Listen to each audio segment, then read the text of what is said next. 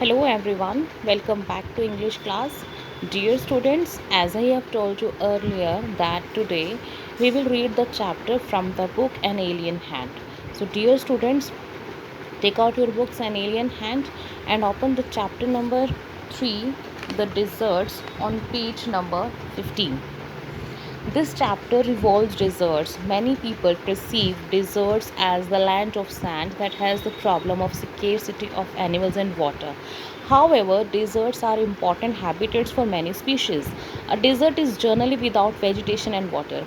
I hope, dear students, you have remembered that in last class also you have read a chapter related to deserts animals, in which we had learned about different types of animals who had capacity to stay or to survive in the deserts.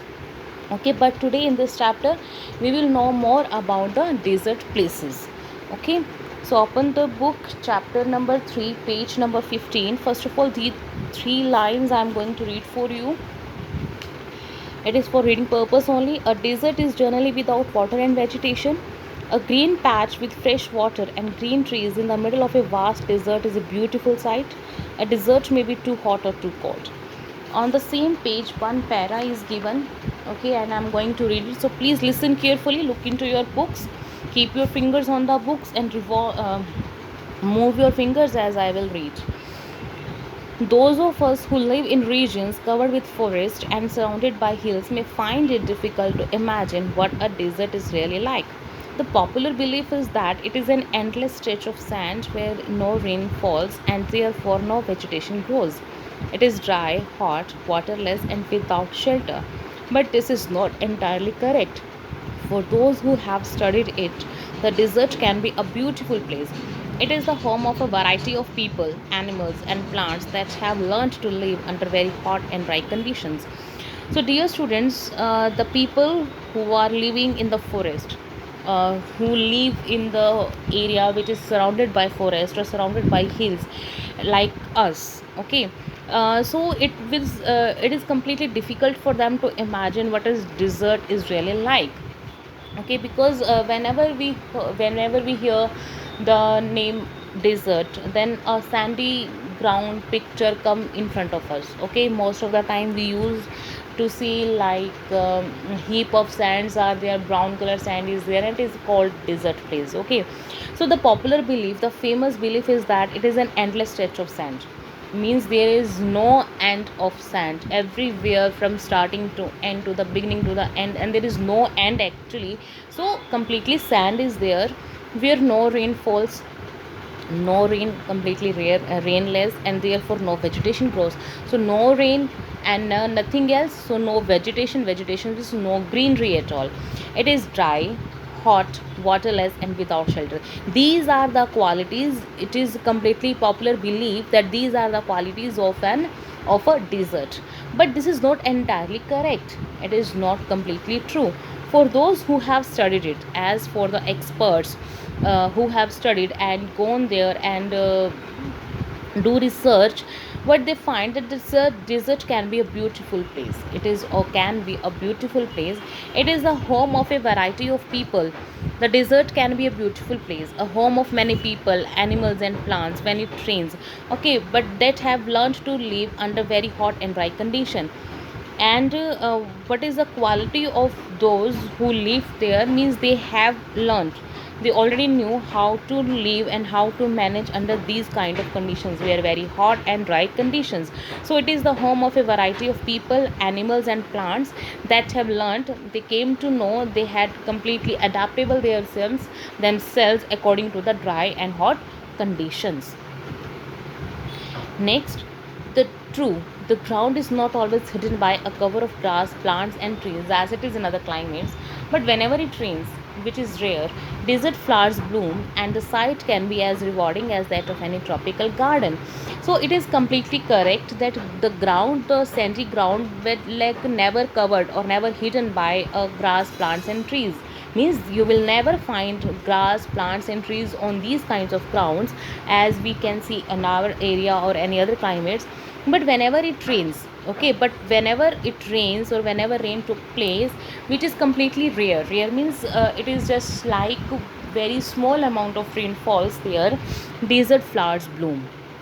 Okay, we can see there some desert flowers, and the sight can be as rewarding, and the sight of the desert flowers is as eye pleasing as that of any tropical garden. We can feel that kind of beauty, we can feel that kind of sense as we can see tropical garden. Okay, whenever we see a tropical garden which is completely full of flowers, trees, etc., it is very eye pleasing for us. At the same time, at this, in the same sense, we can find the beauty of desert flowers. A desert is not always a flat, unchanging wasteland of dry sand. It may have mountains and hills. It may have an oasis, big or small. An oasis is like a green island in the middle of a desert where a spring or a well gives plants and trees a better chance to grow. So, dear students, the desert is not just a sandy wasteland, unchanging wasteland of dry sand, or you can see not always a wasteland is a kind of a uh, which is completely useless land. Okay, so it is not a sandy wasteland only, and not always the flat area. It may have mountains and hills also. Okay, in some places you will find mountains, and it may have an oasis. Oasis means green land. Okay, big or small, in big or small size you will find oasis there. And what is a knot? It is just like a green island in the middle of a desert. Okay, island is a place which is surrounded by the water completely, and oasis is a place which is completely surrounded by sand, but it has some greenery. Okay, where a spring or a well, an oasis takes shape around a spring or a well. Okay, around the watery area, which gives plant and trees a better chance to grow. As you can see here, you will find like there is a sand only, but here is the water, and this water, this place is called oasis. And you can see it is a place where you will find some vegetation, and animals also, they can use this water. A desert may be too hot like the Thar or too cold like Ladakh. So two types of desert you will find: hot like Thar, Thar is the name of the desert, and cold as Ladakh. Okay, and in the hot desert you will find brown sand, and in a cold desert you will find white sand. But generally speaking, if a place has little or no water and vegetation, people usually call it a desert. But what happened in general terms? Okay, whenever we talk about anything and other things, whenever we say that there is no place, there is no water, no nothing else, so it is a desert. It is not a particular desert area most of the time, but whenever, like just like a place in front of our home, suppose it is a completely wasteland here, just like a wasteland, no water, no vegetation, nothing else, only sand is there, so we used to call that desert. So generally speaking, in a general place, if a particular place has no vegetation, no water, then we used to call it a desert. Last para for today. Some deserts are almost totally without water. In such places, strong winds blow, raising heaps of sand and depositing them as mounds. These are called sand dunes that shift and move endlessly across the desert. Few plants can survive on such dry, shifting sands. So now they are talking about the deserts are waterless. Means sometimes some deserts are completely waterless, means there is no water at all. But in such places, what happened? Strong winds blow, raising heaps of sand and depositing them as a mound. Means heaps of sand, they are because of wind, a heap of sand blow and make a mound, depositing them as a mound. Strong winds raise heaps of sand and deposits them as mound. Mound is just like a big heap, just like a mountain, sandy mountain was there, and these are called sand dunes, and the name of the this kind of structure is called sand dunes. Okay, that shift and move endlessly across the desert. Okay, but what is that? These are called sand dunes, and they always used to shift from one place to another. You can imagine a hill is a rocky hill which is completely stable on a place, it can't move. But sandy hills, if you want to imagine, just imagine a sandy hill which is moving.